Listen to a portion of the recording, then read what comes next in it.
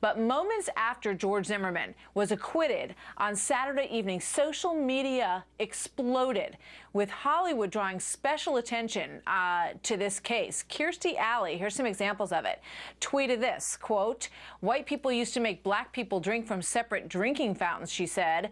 "Now we just shoot their children."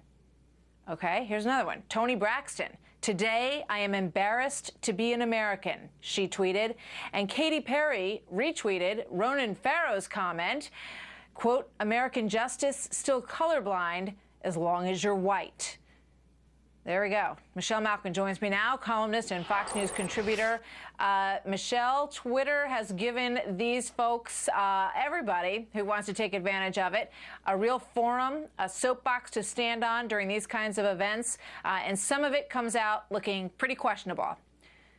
Yeah, looks like the beautiful people got really ugly over the weekend, and we were there to cover it. My curation and aggregation site, twitchy.com, really keeps an ear and an eye on what has turned out to be the world's water cooler. And that can be a perilous thing when people are reacting with such high emotion and heated rhetoric.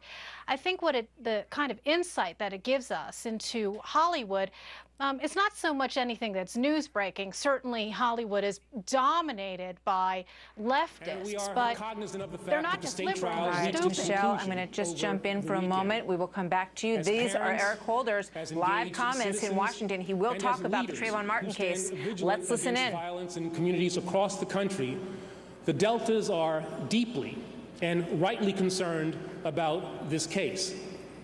The Justice Department shares your concern. I share your concern. And as we first acknowledged last spring, we have opened an investigation into this matter. Now, independent of the legal determination that will be made, I believe that this tragedy provides yet another opportunity for our nation to speak honestly about the complicated and emotionally charged issues that this case has raised. We must not, as we have too often in the past, let this opportunity pass. I hope that we will approach this necessarily difficult dialogue with the same dignity that those who have lost the most, Trayvon's parents, that they have demonstrated throughout the last year, and especially over the past few days.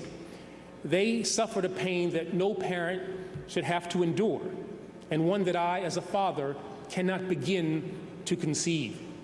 Even as we embrace their example and hold them in our prayers, we must not forego this opportunity to better understand one another and to make better this nation that we cherish.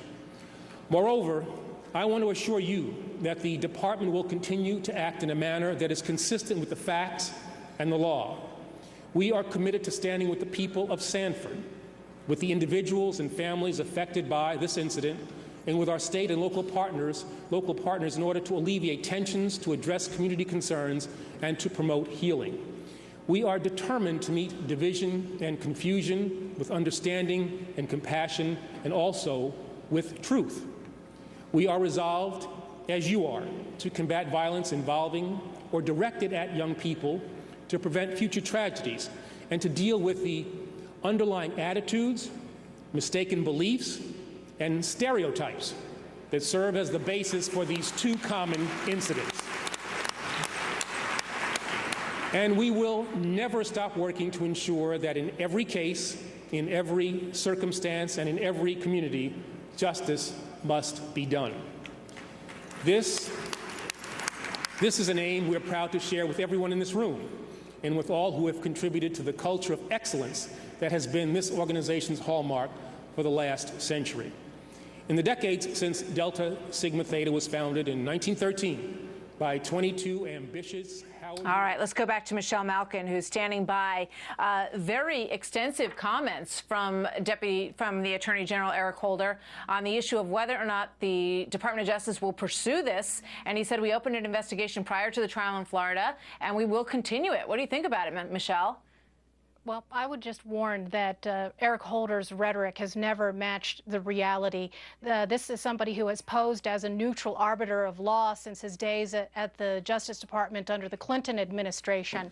And yet, under his tenure in every public office he has held, he has warped the rule of law, and he has a particular grievance when it comes to racial politics. This certainly was the case when they dropped the case against the New Black Panther Party, and it's only gone downhill from there.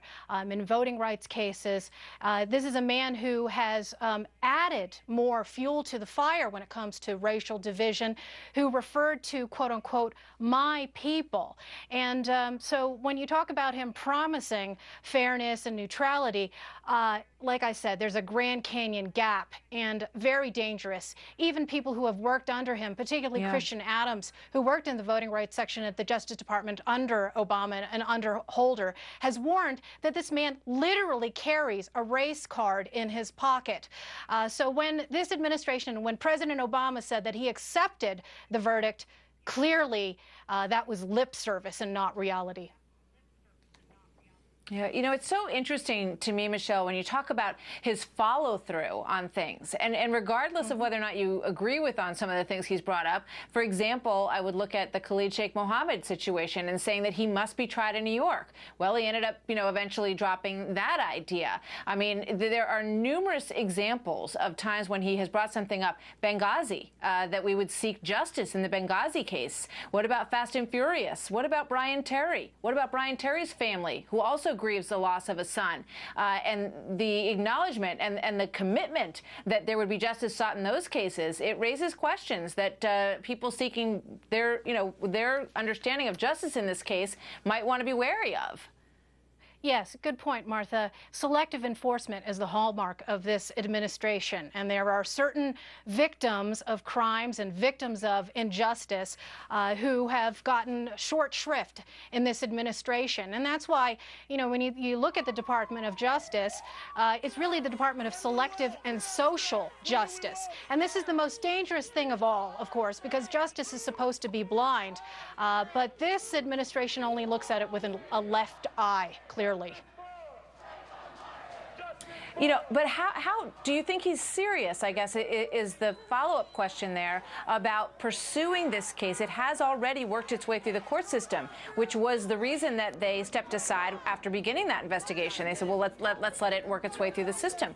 Do you see them genuinely pursuing this as a civil rights case from that level?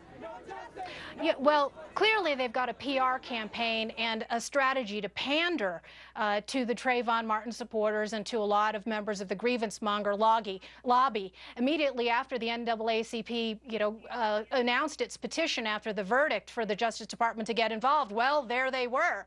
And both Christian Adams and Andrew McCarthy, who was on the show just a little while ago, have talked about the fact that the FBI had looked into this case and found no grounds to charge George Zimmerman with any kind of civil rights violation.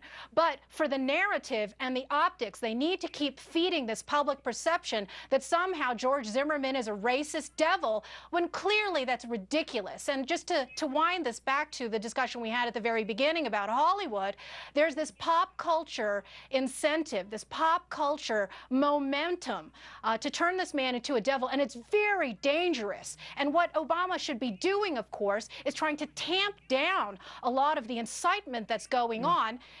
He clearly did that when he tried to cast the Tea Party as racist and divisive, but he won't step forward and try and defuse this bomb. Look at the chaos that we're seeing in places like Oakland and other urban areas. Where's a responsible voice to say, calm down and let justice speak and serve?